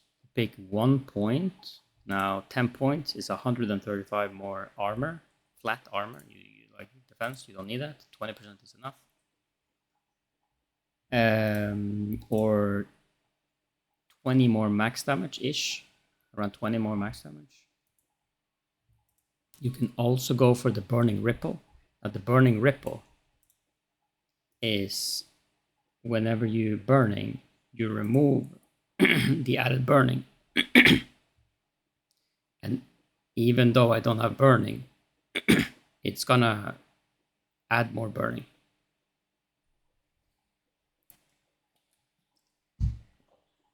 But once I do the bombardment, it's gone. So this is just to show you how fast it procs on the target. It's not that often, but it's something, you know. It is a weaken, and it's something. It's this is more cooldown on your abilities, basically. You also have 20 more damage, 20 more max damage, or the defenses. You should aim for 3000 magic defense at least. But even without, like if you already have it, even without this, I still have the magic defense. This is because I went for defense on my gloves. So those are the three options. Usually I go for this in raids, usually. But the option is there to go for max damage, the option is there to go for more defensive. Those three are the option. Let's go for 1 point in mana shield, and we'll pick the 9 other points somewhere else. Let's fill out the board. So burning damage 10%, it's kind of okay. Mana regen, you have max mana regen 15 something, it's not that much. You don't want to pick this up. This is mana cost efficiency. However, you're losing 1.8% buff duration. There is max mana down here. It's only 200, but it's something. There's HP, so this is how I would run it. If you run with the crossbows in the main hand, go for the mana overflow. Overall masteries, Viper, really good because you can have this infinitely on the target for the whole duration of the fight because you're extending the Viper. Dragon Ascent, get to 60% ASAP, so you only have to go from 60% to 30% instead of 100% to 30%. Destruction Spear, better than anything else. I wouldn't go for Time Bomb. I wouldn't go for Falling Flower. Don't think Falling Flower is that good unless you can start a fight on low mana or the fights last too long. I would do this instead. If it lasts too long, get to 30% regardless. And the extra stat, of course. For the crossbows, let's reset this. The minimum, you need attack speed. You need attack speed. And probably go for movement speed. You don't want to be using this. However, it is an option to balance too much mana cost. You get 20% offhand double attack chance, which is 20% of 28% for me, or 32% for the species damage boost. I'll go for the cooldown speed. Range attack damage boost 3% is not worth it. It doesn't work on the mark. It is not 83%, I believe. This is not how it works. Might be wrong. Maybe this actually works like that, and this would be insane. Range is nice. I wouldn't activate this. It doesn't do that much. You rather hit more than less. So having these two activated is kind of whatever. And then you need, I would go for the dexterity, there's perception instead of attack speed. That's up to you. Do you want 2 perception, or do you want the minus, like, or do you want the 1.8% attack speed? You do need to get to this endless volley though. So you do need either this or predator focus. Endless Volley is really good. You get 260 flat mana regen once you're at 30%. That is 260 plus 60% of that. Crossbows attack skills deal 5% more damage to opponents for 3 seconds when hitting a target with 30% or less, even if this was 100%. 5% more damage with crossbows attack skills. We only have one attack skill, and it's the quickfire. I do not know if we have any other attack skill. Okay, weak point shot, but 5% more damage. It is actually nothing. If we were using the spin to win, maybe. So this we don't really care about. However, this agile strike is actually pretty strong. You get movement speed whenever you apply a weaken, which is all the time. All burning is weaken. So you're getting 6% movement speed. It's not that much, but it's something. You know, movement speed is pretty good in this game. I would pick this up. You get 8% flat movement speed, but when taking a hit by melee attacks. Now, you're not standing in melee, but if it's ever melee attacks, let's say the zombies on Calanthia, they basic attack you, you will get slowed by 20%. But 8% movement speed at all times is really good. I take this over this. This only applies to your quickfire if you have the staff in your main hand. It increases offhand double attack chance by 20%, which is 20% of my 28% weapon. If the opponent is within 10-meter radius. The same problem as we ran into with the eagle, 10-meter radius. You don't always want to stand 10-meter radius. You want to try to avoid this with crossbow staff. So I would pick the movement speed. This is mostly for PvP. You're not gonna be evading unless you're doing some solo stuff. So let's see. Can we fill out the rest? I do not have 200. I only have 177, so we're missing 23 points. Let's see if we go with the corrupted nail. Alright, go with the corrupted nail, which is this, recovery bolts. We need to, let's say, skill damage resistance, get some range, nice. Max health, pretty good.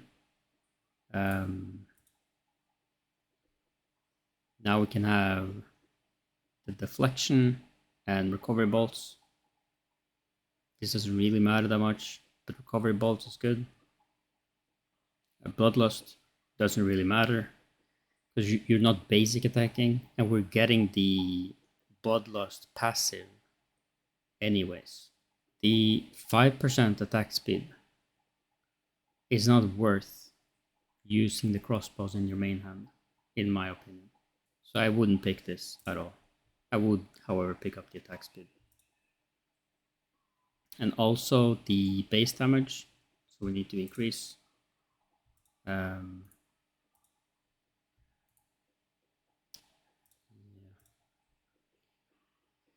Let's see.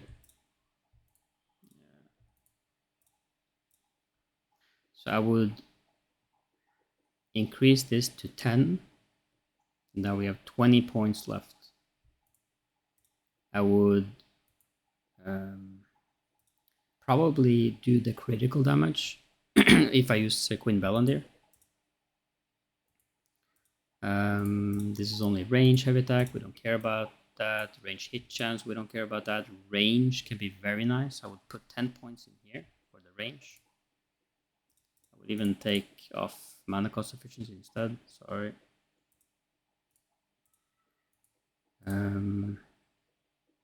Skill damage resistance can be nice. There's no rush. use it. So range crit, that's one of the options. Healing received, so one of the options. It's good, 3%. It's actually pretty strong.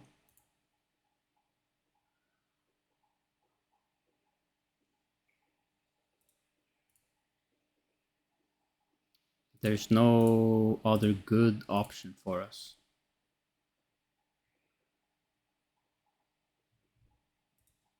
Let's get the buff duration, base damage, crit, and then the extra 10 points.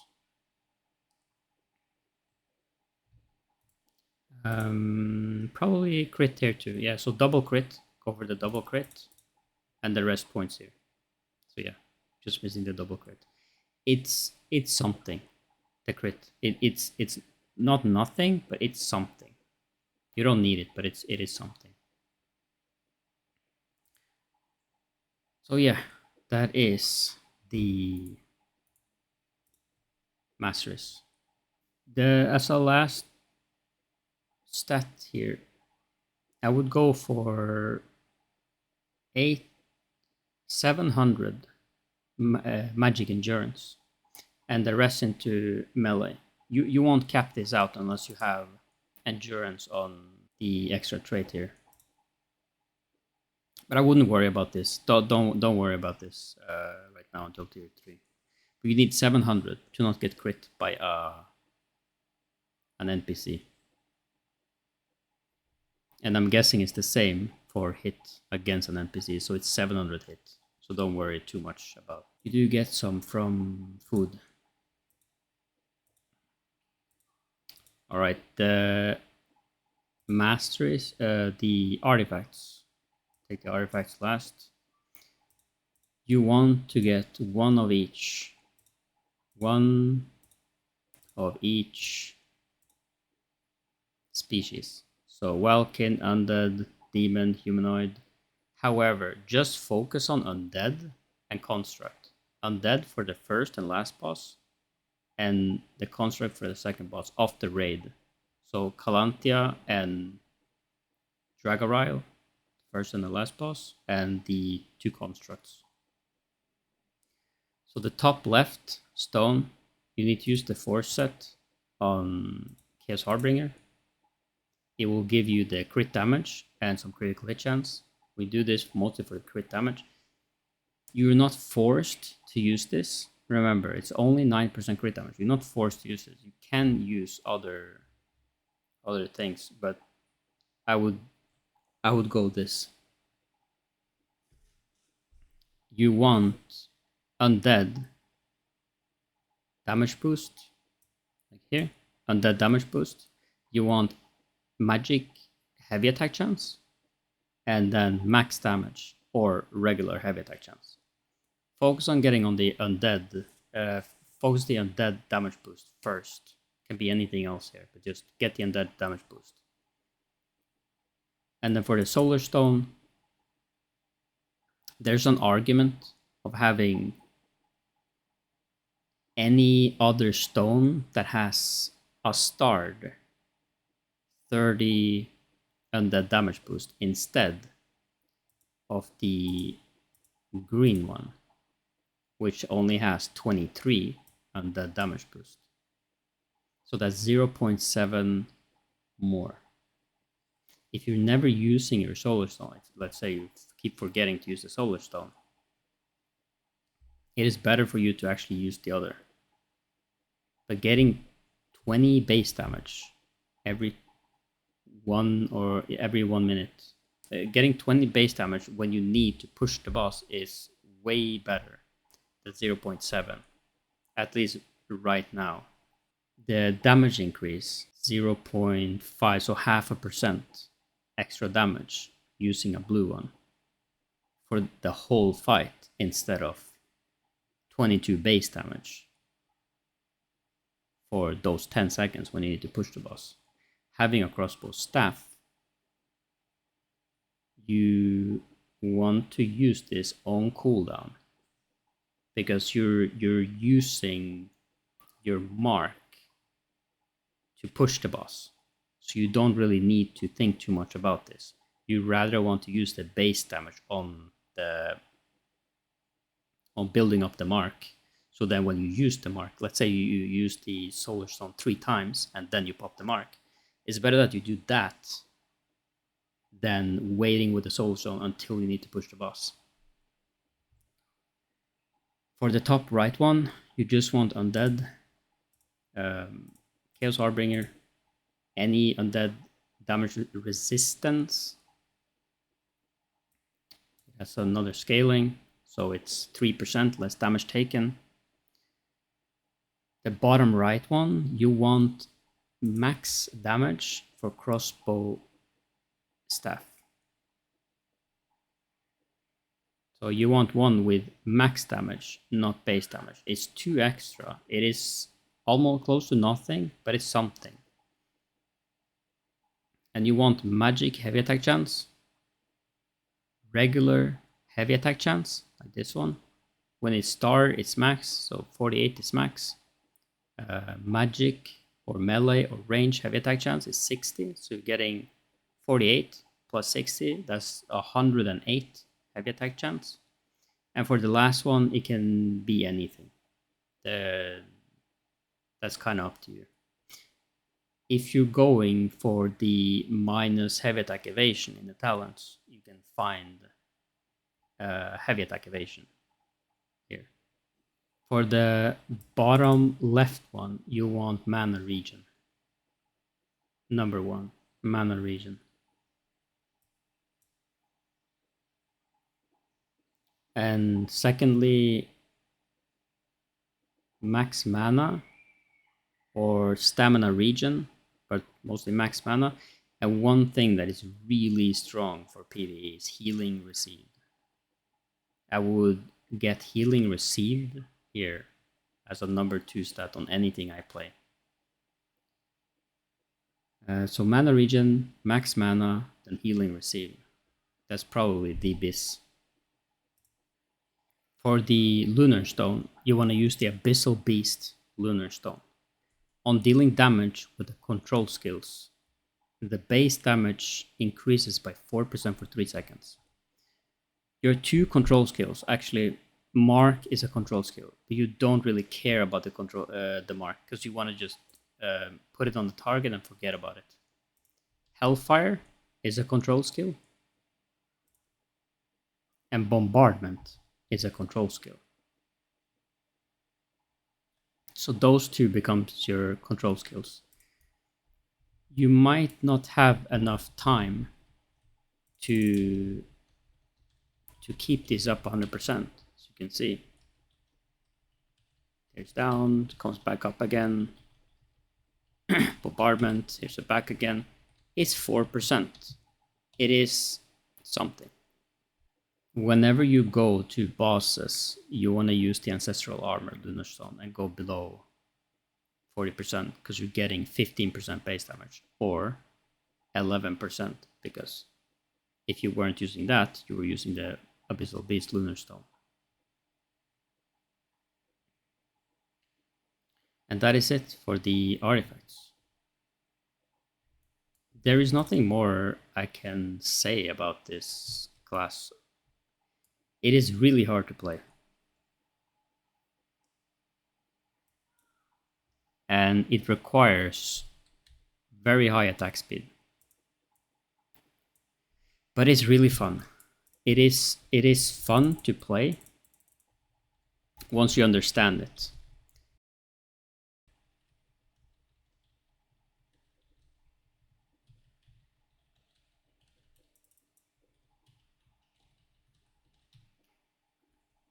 And it's different.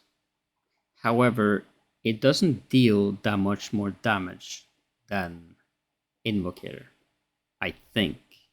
I have been to bosses where our Invocator did 2% more than me, or 1%. I've been to bosses where I've gotten 11th place. And I went to bosses as an Invocator where I forgot most of my foods and was in the wrong build and had unsynced weapon and still got first place. So for bossing, you just want to put on the wand. If you're gonna use this on an arch boss,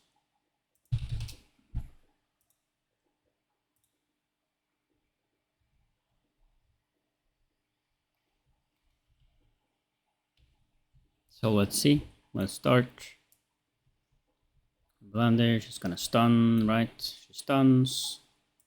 We pop Guardian, everything. We fire off. We mark. Now we just fire. We mark again. Didn't even see. Let's see if we can keep the mark up. We could not. Diffusion again. Do the mark again. This is without the deadly marker. And it falls off. Need to mark again. There's only one stack. Here the larvas come. Can't see the larvas, so it's RNG. I'm going to go close to my invocator. Maybe I get a heal.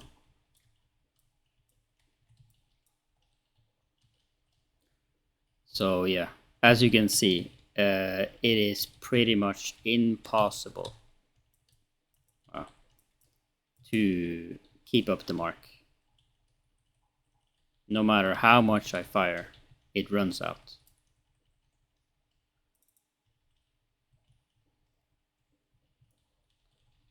Oh, I can actually see it now. See, with the movement speed, it's really nice because you can just run out.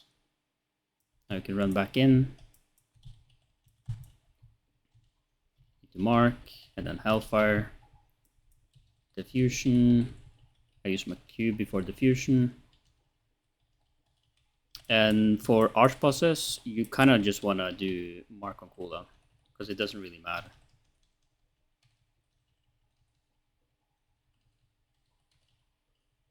The main bad thing here is that I cannot. The main bad thing here is that I cannot make the mark last. I'm not recording 80% of my damage at all times. It is just for a portion, like now. Fell off. I need to wait 2 seconds, 1 second. Now I can do it again. Here comes the bombs again. Probably dead here. Oh. Yeah, so it's a lot of things to focus on at once. Being an invocator here just makes life easier. And being able to mark on cooldown means that you start on 2 second 2 second duration instead of going back to 1. Two marks instead of going back to 1. Oh, okay. I don't think there was much hope. Being an invocator on this boss makes life so much easier.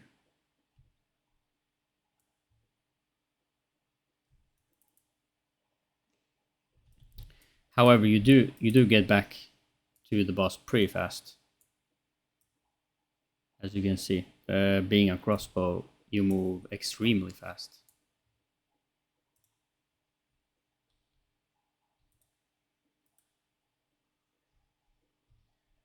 Oh, there they explode.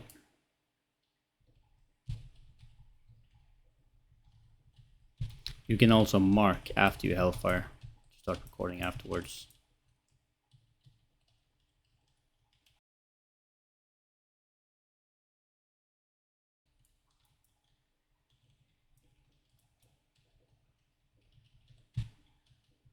Maybe rank 20, hopefully. Rank 20. Rank 7. My god. Yeah, I was hoping I got way lower.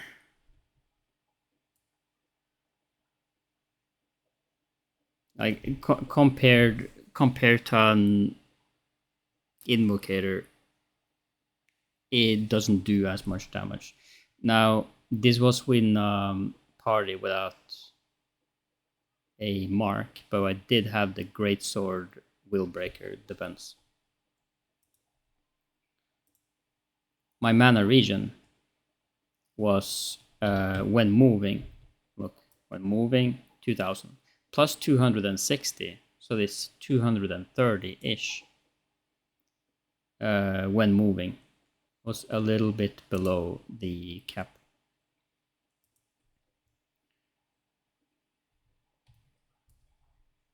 All my runes was max mana, max HP. I could have gone for max mana, but I chose to go for Burning Ripple because I know for a fact this was gonna be pretty bad. If I had a mark, I'll probably go for Power Surge. And I would probably go for the Akmans instead of the Queen Belendir. Also, I forgot to put a yellow rune in it. That's yikes.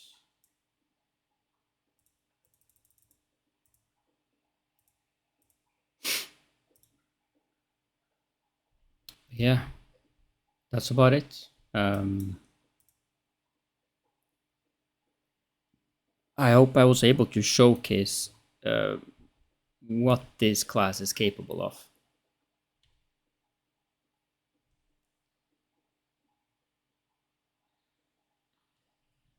And I hope you enjoyed.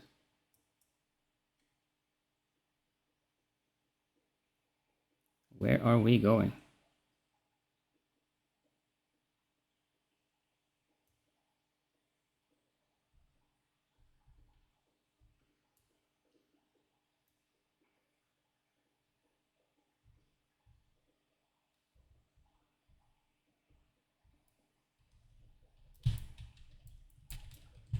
The hell? Where is Tevent?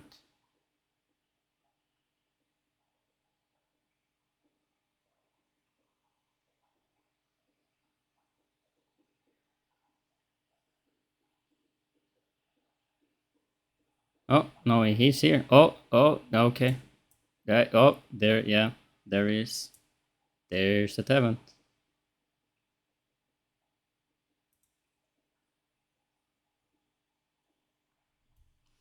So yeah.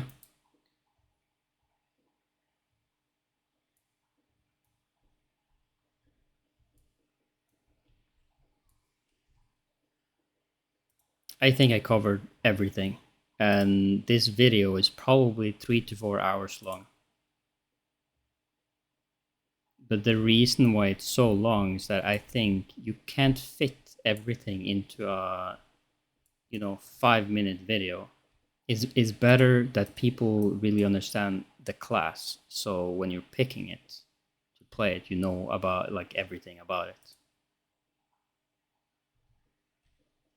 And I hope you enjoyed the very, very, very long video. And all my guide videos will probably be just as long. The invocator will probably be much longer. So in the end, I can mention that we run a Discord. We run hard mode. Right now it's very easy to get verified. We run hard mode. We run normal modes. We hang out. We post our participation. It's more of a PVE community than a raid Discord where you pick up groups. But it is very easy to pick up hard mode groups here. Very, very easy, especially now with the 50% boost. The nightmare mode, we have around 30 to 40 players around that with 7k gear score. It's very nice if we get more players that is 7k, so we can make multiple groups, not just one group. Because sometimes someone has to go and there's PvP players. They have to go do siege, or someone can't play for more than 3 hours, and yeah, that's how that's how it ended up being. So it's nice. If you are at 7K, or even if you're not, it's nice if you can join, make a ticket, run a ticket system, just make a ticket, get verified. The verification is just you're using the right skills, using the right masteries, you're aware of how things work, and you're decently geared. What I mean by decently is 6K plus, at least now for hard mode. 6.2, 6K, around that. Yeah, that's what's required right now for with the buffs. And yeah, that's it. That's it. Hope you enjoyed this very, very, very long video.